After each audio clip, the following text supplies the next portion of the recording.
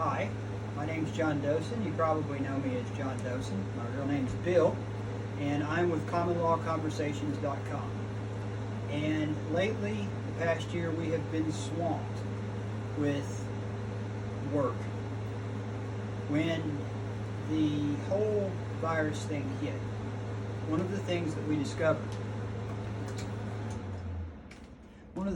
discovered was that folks did not know how to handle themselves in the commercial world.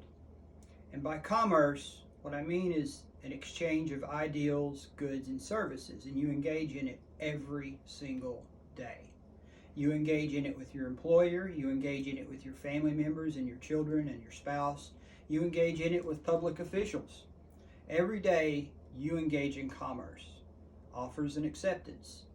And when an employer walks up to you and says that you have to get a particular medical procedure in order to continue being an employee, that's an offer.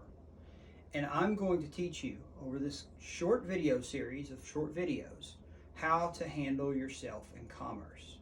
When you're done, you will be a lot more competent in handling yourself in all commercial matters. And this is going to have a very positive impact on all areas of your life. So, what are we going to cover? Well, first off, we're going to cover who you are. That is the most important thing that you're going to learn in this video series. Now, the crazy thing about everything I'm going to teach you is that you already know all of it. You've just never had it put into the right format. We're going to teach you how much power that you actually have. For years, you've been told that the only power you have is to complain, argue, appeal, submit applications, and an application is to beg. When you apply for something, you beg for it. You can vote, and of course, if voting mattered, they wouldn't let you do it. You can complain by getting together in large groups and protesting. But you're never taught the true power that you actually have because you were probably educated in a public school. Public is a jurisdiction, and that jurisdiction has no vested interest in teaching you how to be competent. The reason being is if you're playing chess with someone, they're your adversary. And if you're playing chess with me and I see that you're getting ready to make a mistake, I'm not going to stop you and say, hey, don't make that move. That's going to put you in checkmate. That's going to lose your queen. I'm not going to do that. Why? Because it's not my best interest. We're adversaries. And anytime you have a commercial interaction, you're creating an adversary. It's very adversarial. Even something as simple as someone walking up to you and saying, do you want to go to lunch? When they make that offer, it's a contractual offer. And it may sound friendly, it could be friendly. But now you've got the details to iron out. Who's going to pay? Who's going to drive? Is it going to be separate checks? That creates an adversarial relationship. Just like you have an adversarial relationship if your employer walks up to you and says, you're fired. That's an adversarial relationship. When a police officer walks up to you and says, I need to see your license, registration, and proof of insurance, that's an adversarial relationship. When your employer says, hey, you have to get this medical procedure, you're going to be terminated, that's an adversarial relationship. If your boss walks up to you and says, hey, we're lowering your pay next year, that's an adversarial relationship. You need to understand how to handle yourself competently in these situations, and you've never been told how to do this. One of the things we're going to talk about is our entire commercial system. The entire commercial system is governed by the Uniform Commercial Code. The Uniform Commercial Code, think of it as the Monopoly game rules for everyone who's playing the Monopoly game. We're not only going to teach you how to function in that game, we're going to teach you how to draw your particular piece off the game board and function from outside it. You can communicate with the players of this game while removing yourself above here so that the rules that pertain to just the players don't apply. What else can you do? Well, you're going to be able to handle small offers and big offers. A good example would be when I was first learning this stuff, my daughter walked up to me and she said, Dad, my DVD player isn't working. She said, could you come fix it? Now that was an offer. Now I happened to be eating dinner and I was grumpy and I said, can't you see I'm eating dinner? I'll deal with it later. What I did not realize is that I had just done her a dishonor by refusing her offer. Anytime you refuse an offer, it does the other offering party a dishonor. She hung her head and started to walk off, and that's when I realized that I needed to apply what I was learning. So instead, I handled that interaction a different way. I gave her what's called a conditional acceptance. I said, hey, I'll come fix your DVD player if you'll wait until after I'm done eating dinner. She was very happy at that. It improved my relationship with that person, and you can do the same thing with the people in your lives, okay? Next thing we'll be covering is we'll cover how to interact with police officers. We'll cover how to interact with judges. The stuff that we're going to teach you is going to have a very profound impact on how you view scriptures. The Christian Bible is an entirely how-to manual for engaging in commerce in a fallen world without damaging other people. And that's what you want to do. We're going to teach you how to be a creditor versus a debtor. All your life you've been taught how to act as a debtor. Everything that you've done has been with the intent of keeping you in the position of debtor, because debtors owe. Creditors are owed. We're going to teach you how to move from the position of debtor to the position of creditor and remain in honor, because when you remain in honor, you don't cause damage.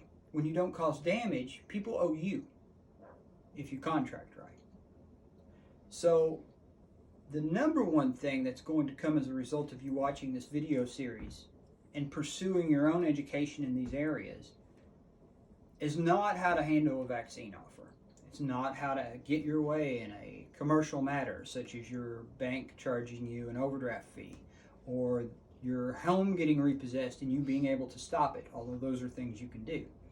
The most important thing that's going to happen as a result of you getting involved in this subject matter, from this view, from this perspective, this approach, is going to be the loss of fear. You'll no longer fear someone walking up to you and saying you're fired. You'll no longer fear a police officer knocking on your door. You'll no longer fear a call from a CPS agent.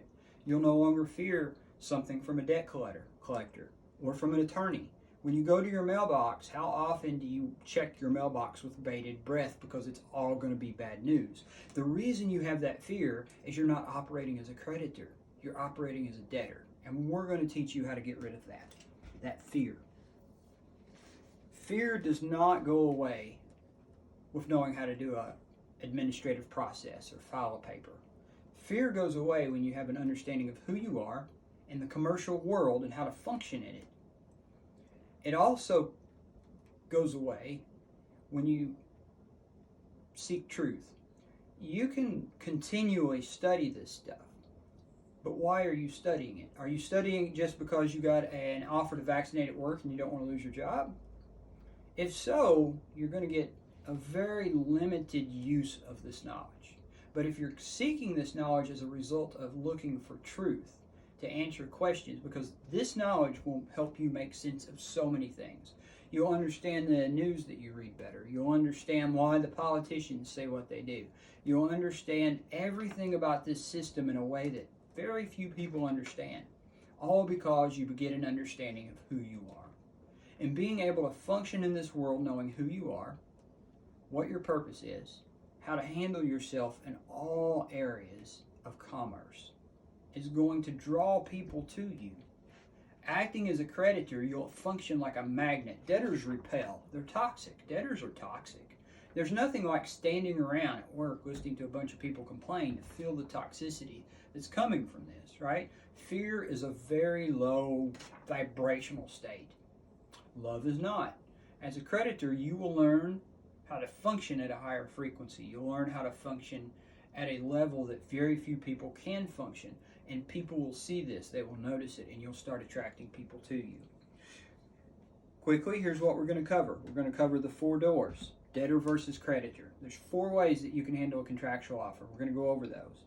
We're going to cover jurisdiction, private versus public. We're going to cover how the 2 jurisdictions that exist are mirror images of each other. You're going to understand why the Pledge of Allegiance says, I pledge allegiance to the republic for which it stands, the republic for which it stands, and why the United States is always spreading democracy. Which form of government do we have in this country? You'll know the answer after this series. We're going to talk about trusts. We're going to talk about the maxims of law and the very important 10 maxims that we use constantly that are going to change your life. We're going to talk about kings and queens and sovereignty. We're going to talk about a thing called the private administrative process. The private administrative process is very powerful. It is a documented way to get your way in a commercial matter. It will allow you to get an agreement with the other party, and it will also allow you to put the teeth in your paperwork to enforce the agreement that you get. We're going to talk about how the private administrative process consists of 3 basic things: a first notice, a second notice, and a default. We're going to talk about enforcement of agreements, such as liens and other things that you can do to make the other party abide by the agreement. And if you are damaged by any party, understanding the private administrative process will let you get their agreement that they damaged you and that they need to remedy that damage or provide a solution to that damage or rectify that damage. And then at the very end, we're going to start talking about money, and you are going to completely see a whole new way of operating in our system. You can check out our website at www.commonlawconversations.com. There's a bunch of articles there. A lot of the information that we're going to cover is there. A lot of documents are there, along with our Facebook page. We have a Facebook page that's Common Law Conversations. It used to be called Free Breathers, so you may have to do a search for that to find it. If you have a problem, you can hit us up on our webpage, submit an inquiry, and we'll guide you to it. There's also a business page on Facebook for Common Law Conversations. If you find yourself at the business page and not the discussion group, then you need to go change your search parameters. Find the discussion group. There's some questions that you'll be asked when you go to join. The answers don't matter. Just put something in because it is our way of keeping out bots. But that is what we're going to go over. There's going to be forms that go along with each one of these videos, and we're going to provide you with additional reading and additional resources so that you too can become competent in commerce.